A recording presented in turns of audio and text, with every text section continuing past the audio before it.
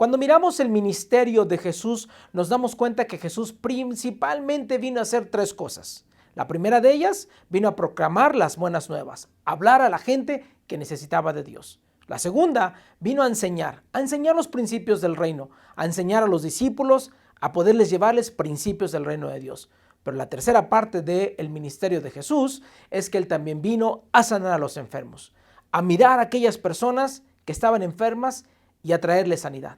Por eso, el cuidado de los enfermos está muy cercano al corazón del cristianismo. Quiero darles a ustedes la bienvenida a la quinta semana de grupos pequeños de la serie La Iglesia, la Esperanza del Mundo. El día de hoy es un honor y un privilegio para mí estar con todos ustedes. Durante estas últimas semanas hemos estado mirando lo que es el plan de paz. ¿Por qué es el plan de paz? Y vamos a repasar un poquito. Recuerden que al final de esta serie, la mayoría de nosotros vamos a poder casi repetirlo en nuestras mentes. Lo que significa el plan de paz, los grandes problemas en el mundo y cómo el plan de paz viene a ser el antídoto en contra de esos grandes problemas. Tal vez, si ya te la sabes de memoria, repítela conmigo para que podamos todos juntos aprender lo que se trata. ¿Qué es el plan de paz? El plan de paz es gente ordinaria, llenos del poder de Dios, haciendo una diferencia juntos donde quiera que están. El plan de paz entonces es gente común y corriente. Simplemente estamos llenos del poder de Dios, hacemos una diferencia juntos y esto lo hacemos donde quiera que nosotros estemos. El plan de paz tiene que ver con entender que hay 5 gigantes globales en el mundo, 5 problemas que no afectan a millones de personas, sino que afectan a billones de personas en este planeta Tierra. ¿Cuáles son estos 5 grandes problemas? Número 1 es el vacío espiritual.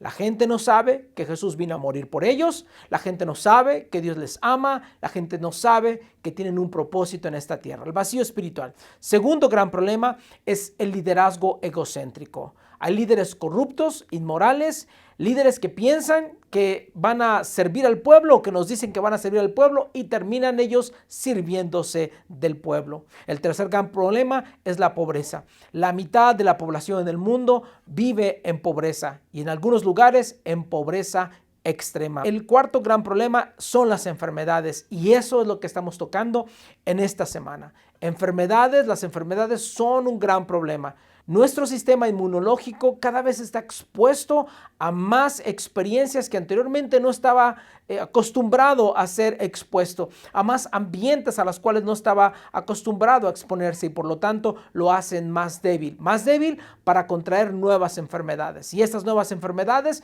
están trayendo grandes problemas en muchos lugares, pero no solamente son las nuevas enfermedades, sino las enfermedades existentes, enfermedades que tenemos en todo el mundo, que son completamente curables, pero que simplemente la distribución de la medicina no llega a esos lugares. Y por último, lo que es el analfabetismo.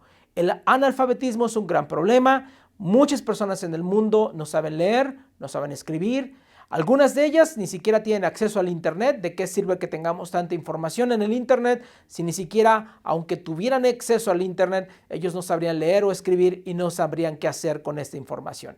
El plan de paz entonces ataca estos 5 grandes gigantes mundiales. El plan de paz, en cuanto al vacío espiritual, hablamos de que necesitamos plantar iglesias, necesitamos llevar el evangelio de Dios a más partes, sea que plantemos iglesias o sea que colaboremos con otras iglesias en otros lugares. Para el liderazgo egocéntrico, el plan de paz necesita equipar líderes siervos, líderes que entendamos que venimos aquí para servir, que no somos más grandes aquel que está en la mesa, sino somos más grandes cuando estamos sirviendo a más personas. El tercer gran problema es la pobreza. Necesitamos asistir a los pobres, necesitamos tratarlos con dignidad, necesitamos a esos pobres ayudarles dándoles oportunidades, hablando en favor de ellos. Número 4, el gran problema de la enfermedad. Entonces los creyentes tenemos que cuidar a los enfermos. Y por último, el quinto gran problema en el mundo es el analfabetismo y lo atacamos con educando a la nueva generación. Como ustedes van a mirar, el día de hoy ya estamos en la cuarta parte de explicando el plan de paz. Nos queda una semana más y después de ahí vamos a tener todavía unos sermones para terminar lo que es la serie La Iglesia, la Esperanza del Mundo. El día de hoy vamos a hablar acerca del cuidado de los enfermos, es muy importante. Déjame darte algunas estadísticas muy importantes. En el 2018, pon mucha atención en esto. Esto fue en el 2018. En el 2020, el mundo se despertó ante una pandemia mundial. Esto es algo que no se había vivido. Muchas de las pandemias que se habían vivido en ciertos lugares en el mundo, pero nunca con la magnitud de algo mundial, algo global. En el 2018, la Organización Mundial de la Salud, ellos publicaron las 8 enfermedades que podrían convertirse en una pandemia. Y quiero que notes lo siguiente, te voy a poner esta lista en la pantalla para que notes lo siguiente. De estas 8 enfermedades, vas a mirar que ellos ya estaban considerando inclusive en el número 5 el síndrome respiratorio por coronavirus del Oriente Medio, que significa que ya desde entonces ellos sabían que había este virus, que todavía no era una magnitud, pero que ya estaba ahí. Y en el 2020 nos dimos cuenta que ellos tenían la razón, que estas enfermedades podrían de ser un gran riesgo para el mundo. Pero en esta lista también se encuentra lo que ellos llaman la enfermedad X. Déjame poner una vez más esta gráfica. La enfermedad X, esta es una enfermedad de un agente patológico, pero esta es una hipótesis. La Organización Mundial de la Salud decía en aquel entonces, en el 2018, que se podría desarrollar un agente patógeno, pero que podría causar una pandemia de desastres mundiales.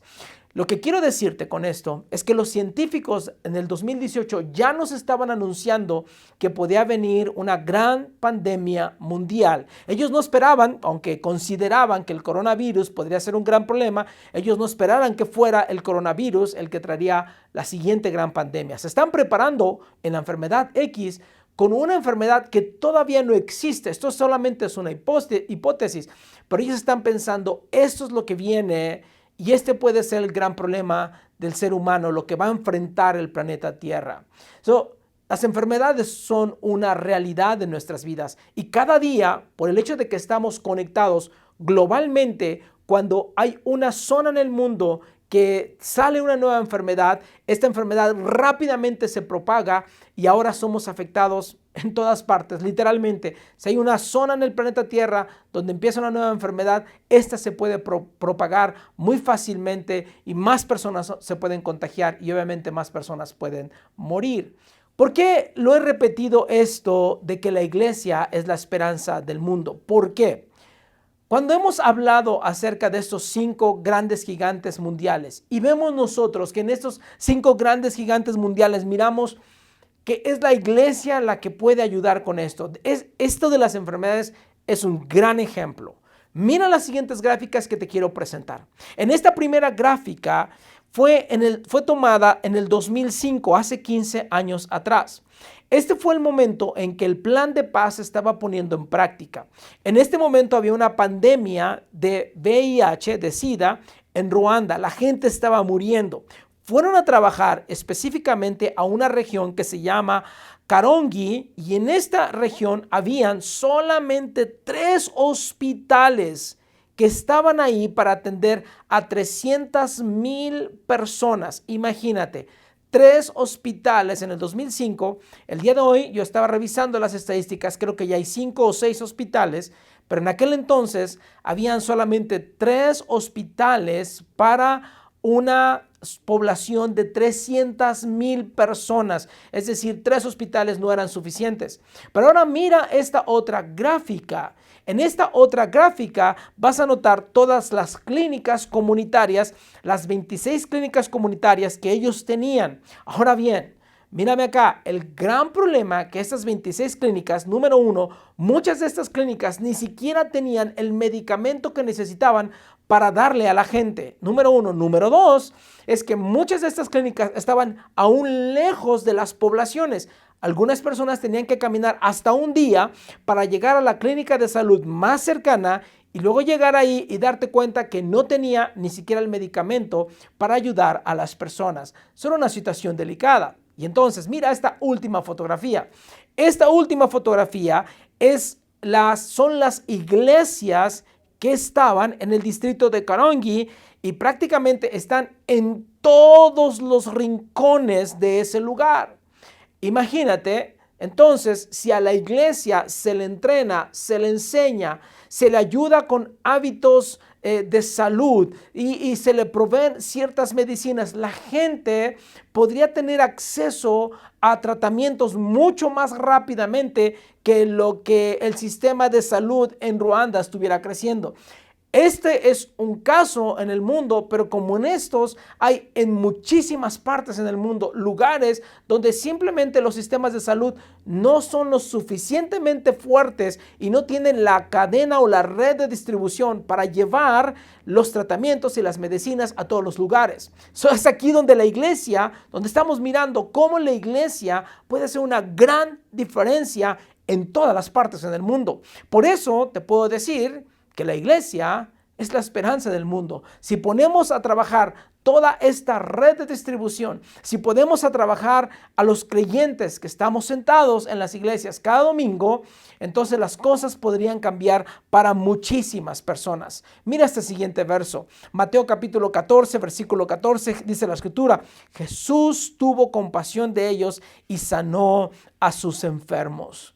Iglesia, familia de Iglesia Amistad, les quiero decir esto.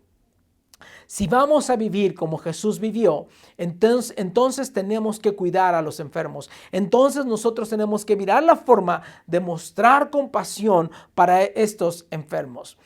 Déjame preguntarte, ¿qué es lo que causa la enfermedad? ¿Qué tú piensas? ¿Cuál es la causa de la enfermedad? Según en la Biblia, tenemos dos causas específicamente de la enfermedad. La primera de esas causas es por la desobediencia a los mandamientos de Dios. Hay varios versículos que Dios nos dice, nos habla: si tú haces esto, no vas a adquirir esta enfermedad. De hecho, sería tan interesante que tuvieras un estudio del libro de Deuteronomio o del libro de Éxodo durante el tiempo en el que el pueblo de Israel está caminando por el desierto, porque en este estudio te vas a dar cuenta que muchas de los mandamientos o leyes que Dios estableció para ellos, los estableció precisamente por reglas de salubridad, de tal forma que ellos no se enfermaran en el desierto.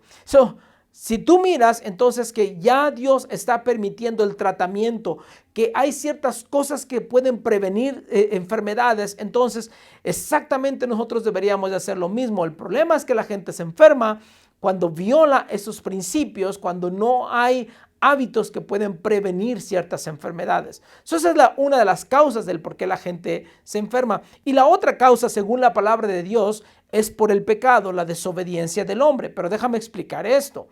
Una vez que el hombre pecó, cuando pecó el hombre, la enfermedad también entró a la tierra, específicamente al ser humano.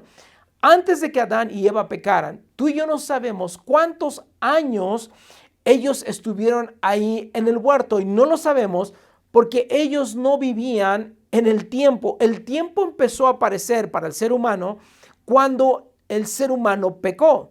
Anteriormente, antes de eso, Adán y Eva vivían en una eternidad. No conocían para ellos el pecado.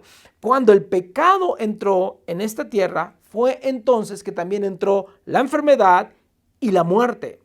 Entonces nos damos cuenta lo siguiente, que una vez que entró la enfermedad y la muerte a este mundo, nuestros cuerpos empezaron entonces a sentirlo, empezaron a manifestarlo.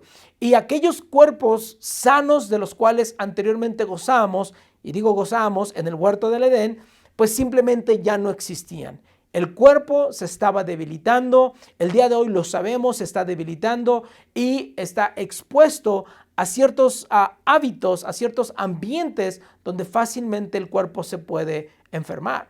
Pero escúchame, no importando si viene por la desobediencia de la persona a los principios de Dios o simplemente porque el cuerpo pues ya no aguanta todo lo que está sucediendo a su alrededor y se enferma, ya no tiene la misma fortaleza. No importa de dónde viene la enfermedad o el dolor. Aquí lo importante es lo siguiente, que Dios a nosotros, que Jesús a nosotros nos mandó a que cuidáramos nosotros a los enfermos. Eso es lo que nosotros tenemos que hacer. A mí no me toca preguntarle a una persona por qué esa persona se enfermó de SIDA. A mí no me toca juzgarlo si desobedeció a Dios y por vivir una vida que no debería haber vivido, adquirió esa enfermedad. A mí no me toca preguntarle. A mí, como creyente, lo que me toca es ayudarle a esa persona, es cuidar a este enfermo. El domingo pasado, entonces, en la iglesia, compartimos los 7 ingredientes para cuidar a un enfermo. ¿Cómo hacemos los cristianos cuando cuidamos a un enfermo? Les compartimos 7 ingredientes. ¿Cuáles son? Déjame recordarlos. Primero, la consideración. Era la idea de prestar atención. No ignores lo que está pasando. Segundo, la presencia. Hazte presente. Es muy importante que estemos nosotros presentes en la vida de las personas. Tercero, la aceptación. Esto es eliminar la vergüenza. Hay que dejarle saber a la gente que estar enfermo no hay ninguna vergüenza en ese sentido. Cuarto, la afirmación, darles esperanza. Muy importante que la gente tenga esperanza a pesar de las condiciones en las cuales están. Número 5, la curación. Esto es decir, proporciona o utiliza los mejores medicamentos disponibles. Lo que existe actualmente, a lo que nosotros tenemos acceso, deberíamos de utilizarlo. Número 6, la prevención. Necesitamos enseñar hábitos de salud, hábitos de higiene, hábitos que nos ayuden a nosotros a evitar ciertas enfermedades. Y número 7, la oración. Deberíamos de orar por los enfermos. Estos fueron los 7 ingredientes que les compartimos el día domingo en la enseñanza. Pero es muy importante que miremos cómo otras religiones miran el dolor o miran la enfermedad. Y eso es lo que yo quiero compartir con ustedes el día de hoy. Porque una de las cosas, si nosotros vamos a cuidar al enfermo, tenemos que mirar al enfermo como Dios lo mira. Y si nosotros miramos la enfermedad y miramos al enfermo como Dios lo mira, entonces nos vamos a sentir atraídos hacia el enfermo. Por lo contrario, cuando tenemos un mal pensamiento en cuanto a la enfermedad o al enfermo, terminamos alejándonos del enfermo. Hay muchas personas que una vez que alguien sabe que está enfermo, nos sentimos como hay que separarnos de esta persona. El momento en que estamos viviendo en este planeta Tierra, bajo de una pandemia del COVID, imagínate, una vez que alguien sabe que está enfermo, no queremos estar cerca de esta persona por temor a contagiarnos. Un temor muy válido, pero que al final del día esa persona enferma también necesita sentirse que alguien está con él. Es un reto que nosotros tenemos. ¿Cómo miran otras religiones la enfermedad? ¿Cómo miran otras religiones el dolor? Déjame darte algunos ejemplos. Comencemos con el hinduismo. El hinduismo cree ellos en lo que es el samsara. ¿Qué es el samsara? Es la creencia de un ciclo cósmico infinito. Es decir, nuestra vida es como parte de un sueño. Lo que estás viviendo realmente no es real. Todo está en tu mente. Este es un ciclo cósmico infinito. Se repiten las cosas, pero nada más. Esto que estás viviendo, es decir, aunque tú sientas dolor, aunque tú miras la enfermedad, esto es en tu mente. Esto realmente no está existiendo. Esa es la forma como lo ve los hindús, el hinduismo hacia la enfermedad. La segunda es la ciencia cristiana.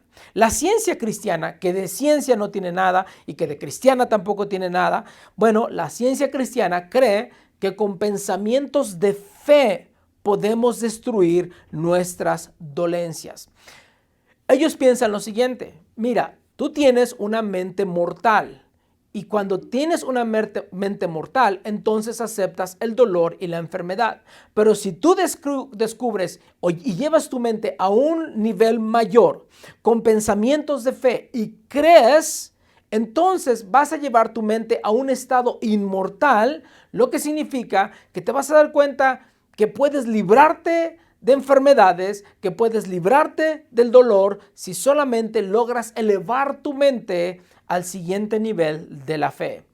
Si alguien está en el camino y fue atropellado por ahí por una motocicleta, un carro, algo así, decirle a esa persona: mira, solamente cree que no te ha pasado lo que te ha pasado, pues eso no hace ningún sentido para la persona cuando en carne propia estás viviendo un gran problema en tu vida. La ciencia cristiana, que no tiene nada de ciencia y no tiene nada de cristiana, obviamente tiene un pensamiento muy erróneo en cuanto a las enfermedades. La siguiente es el budismo. El budismo, bueno, el budismo cree principalmente en el karma. El karma lo que nos dice es, si algo te está pasando es porque el karma está dictaminando que tú te lo mereces. Entonces, si estás sufriendo, es porque hiciste algo mal y debes de aceptarlo. Ese es el karma. Imagínate decirle a una persona, bueno, vino un huracán, vino un terremoto y ese era el karma. Ustedes se merecen sufrir por lo que vivieron. El karma está diciendo que tú te lo mereces. Cada quien recibe lo que está haciendo. Y si algo mal te está pasando, es porque seguramente hiciste algo mal y el karma está dictando que tú te lo mereces. Siguiente es el Islam o los musulmanes. ¿Cómo miran ellos las enfermedades o el dolor? Bueno, ellos creen que la enfermedad y el dolor específicamente viene por voluntad de Alá. Es decir, Dios en su voluntad ha dictaminado que tú estés enfermo. Entonces no vale ni siquiera la pena que tú vayas con Dios y le pidas que quite esta enfermedad porque es su voluntad. Lo que tienes que hacer es aceptar la voluntad de Dios y no pelear contra lo que Dios ya designó con el plan maestro de Dios. Esa es la forma como el Islam mira la enfermedad. El siguiente es el estoicismo. Esto es una filosofía griega que enseña que no debes de pelear contra el dolor. El dolor es el resultado de cómo tú miras la vida. Si tú estás mirando de una forma incorrecta la vida, por eso estás sufriendo. Aunque te esté pasando algo mal en la vida, entonces lo que tienes que hacer es buscar la perspectiva correcta y vas a dejar de sufrir. Necesitamos negar lo que está pasando a nuestro alrededor. Esto que está sucediendo no me hace sufrir, no me hace llorar, esto no es una enfermedad. Y si estoy mirándola como una enfermedad, lo que tengo que hacer es cambiar mi forma de cómo estoy viendo las cosas. Y entonces esta enfermedad seguirá ahí, pero realmente no está ahí, porque ahora puedo ser feliz a pesar de lo que está pasando. Esa es la forma en cómo ellos lo miran. Quiero darte una forma más de mirar la enfermedad y el dolor. Y esta es como lo veían los fariseos en los tiempos de Jesús. En los tiempos de Jesús, mucha gente o la gente creía que las enfermedades específicamente venían por el pecado de las personas.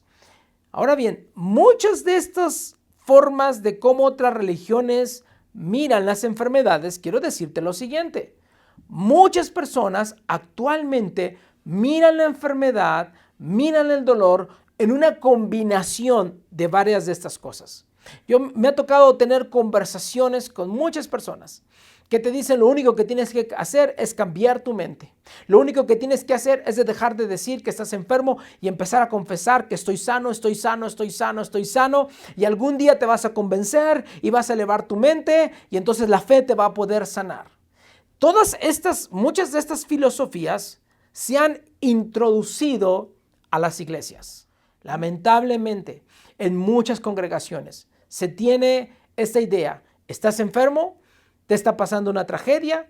¿Pasaste un accidente? Porque seguramente estás alejado de Dios. Y si estás alejado de Dios, te va a pasar esto, y te va a pasar esto, y te va a pasar el otro. Me acuerdo hace algunos años cuando hubo una gran tormenta en Luisiana. Algunas personas se atrevieron a decir, esto fue el juicio de Dios porque esta es una ciudad muy y extremadamente pecadora. La gente al día de hoy sigue creyendo historias como esta persona está enferma por el pecado o esta persona se puede sanar si tiene pensamientos positivos. Si solamente se concentra y cree en Dios, y entonces esa persona puede sanar. Todas estas son prácticas que están fuera de la palabra de Dios, que nada tiene que ver. ¿Cuál debe de ser la forma de mirar para nosotros los creyentes la enfermedad? Hacer lo que Jesús hizo, mirarlos con compasión, mirar a las personas y darnos cuenta que están sufriendo y sanar sus enfermedades, cuidar sus enfermedades, actuar como el samaritano. Miro a la persona enferma, le curo sus heridas, hago lo más que puedo por esa persona, la llevo a un lugar para que esa persona siga cuidándose, para que sigan restaurando su vida. Esa es la forma en cómo nosotros debemos de ver. A ti y a mí no nos toca juzgar a las personas. A ti y a mí no nos toca saber por qué vino esta enfermedad. A ti y a mí lo que nos toca es hacer exactamente lo que hizo Jesús. Déjame hacerte esta pregunta. ¿Por qué la gente no se acerca a los enfermos? ¿Por qué? ¿Por qué tenemos la tendencia a que una vez que sabemos que alguien está enfermo, sabemos que alguien tiene SIDA, o alguien tiene coronavirus, o alguien tiene alguna enfermedad como cáncer, nos sentimos como que, ay, vamos a alejarnos de esa persona? ¿Por qué? ¿Por qué sentimos ese alejarnos de la persona? Déjame decirte 3 razones. La primera es por el miedo. El miedo a contagiarnos. El miedo a que tal vez si estoy cerca de esta persona que tiene SIDA, me puedo contagiar. La segunda es porque obviamente estamos muy ocupados. Porque cuidar a una persona enferma, seamos bien honestos, toma tiempo. Cuando tenemos una persona enferma, esa persona puede tardar días, semanas, meses o años. Y nosotros no queremos tomar tanto tiempo para estar cuidando a un enfermo. Y la otra gran razón es porque no sabemos qué decirle al enfermo. La ansiedad de equivocarnos. Las personas muchas veces no saben qué decir.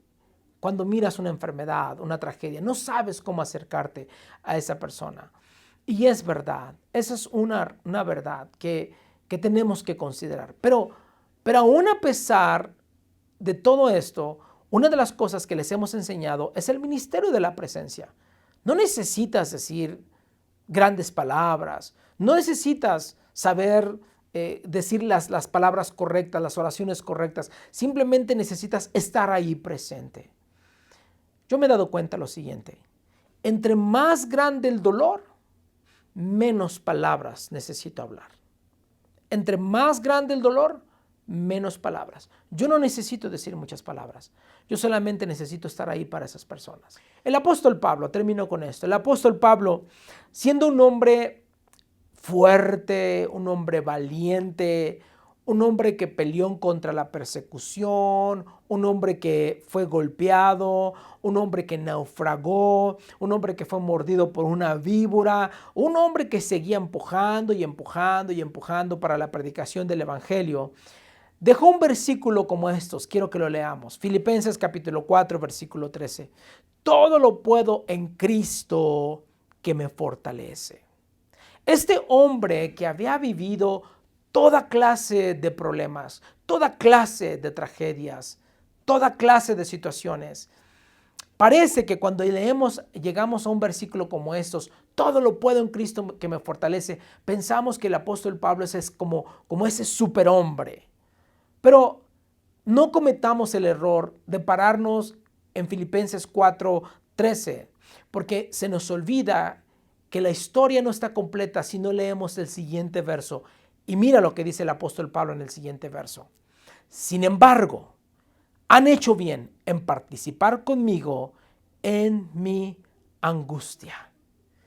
Pablo dice, todo lo puedo en Cristo que me fortalece, pero sin embargo, fue una gran bendición tenerlos a ustedes conmigo. Este hombre fuerte, valiente, este hombre que no se rindió a todas las circunstancias, reconoce que ni él mismo podría solo, que la ayuda de los hermanos, que la presencia de los hermanos, que las oraciones de los hermanos fueron necesarias para que él pudiera seguir adelante. ¿Se te das cuenta? Cuidar a los enfermos requiere de nuestra presencia. Es una bendición saber que en esta vida, cuando nos enfermemos, cuando venga una tragedia sobre nuestras vidas, tendremos a alguien con nosotros que nos va a bendecir, que tal vez dentro de este diagnóstico del doctor, dentro de esta enfermedad, de esta jornada con esta enfermedad, no sabemos dónde va a terminar las cosas, pero por lo menos tenemos la seguridad de lo siguiente: que Dios está conmigo, todo lo puedo en Cristo, pero que sin embargo su compañía va a ser muy importante. Cuando miremos a un enfermo, hay que estar con ellos. El reto de la semana, entonces, se trata de lo siguiente. El reto de la semana se trata, número 1, de cuidar a los enfermos. A los enfermos, si tú tienes a alguien enfermo en casa, cuida a ese enfermo. Si tú sabes de alguien que está enfermo, ayúdale. Hay formas en las cuales ya te hemos enseñado que puedas hacer. La primera cosa. Y la segunda es que oremos unos por los otros. ¿Hay alguien enfermo en el grupo? ¿Por qué no oramos juntos? ¿Habrá alguien enfermo allá afuera? ¿Algún amigo, algún familiar? Ora tú por esa persona. Y quiero decirte lo siguiente. Cuando mires a una persona, no pienses, hay que traer al pastor Arturo porque tiene más unción. Hay que llevarlo a la iglesia porque ahí sí pueden orar. Yo quiero que entiendas lo siguiente. Si la iglesia es la esperanza del mundo, no estamos refiriéndonos a la organización, a la iglesia como organización. Estamos refiriéndonos a la iglesia, y la iglesia somos todos nosotros. Eres tú, soy yo. Si Cristo vive en mi vida y si Cristo vive en tu vida, juntos somos la iglesia de Jesús. Tú y yo, ustedes son la iglesia de Jesús. Quiero decirles y leerles este último verso que dice en Lucas capítulo 9, versículo 1 y 2. Habiendo reunido a los 12, Jesús les dio poder y autoridad para expulsar a todos los demonios y para sanar enfermedades. Entonces los envió a predicar el reino de Dios y a sanar a los enfermos. Versículo 6. Así que partieron y fueron por todas las partes del pueblo, en pueblo, predicando el evangelio y sanando a la gente. Familia, Iglesia Amistad, les autorizo en el nombre de Jesús que vayan donde quiera que ustedes estén y oren por los enfermos. Que los milagros te sigan, que cuando tus manos se impongan en los enfermos, estos puedan ser sanados. Que cuando tu voz con autoridad de Dios hable y ore por los enfermos, esa voz salga la espada del Espíritu Santo y que la gente pueda ser tocada, sanada o consolada según la voluntad de Dios. Dios nos autorizó y hoy te estoy a ti delegando esta autoridad para que tú vayas y cuidemos a los enfermos. En el nombre poderoso de Jesús. Amén. Les dejo a ustedes ahora con sus preguntas allí en el grupo pequeño. Me va a dar gusto verlos la próxima semana para continuar con nuestro plan de paz. Que Dios les bendiga.